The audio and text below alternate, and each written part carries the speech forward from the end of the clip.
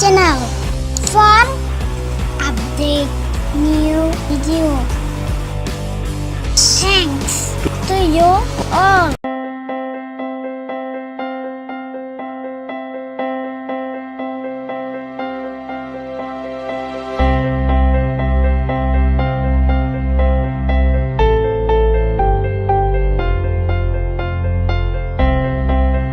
प्रधानमंत्री जी की अगुवाई में देश कैसा बदल रहा है, इसका एक उदाहरण आप यहीं देखिए।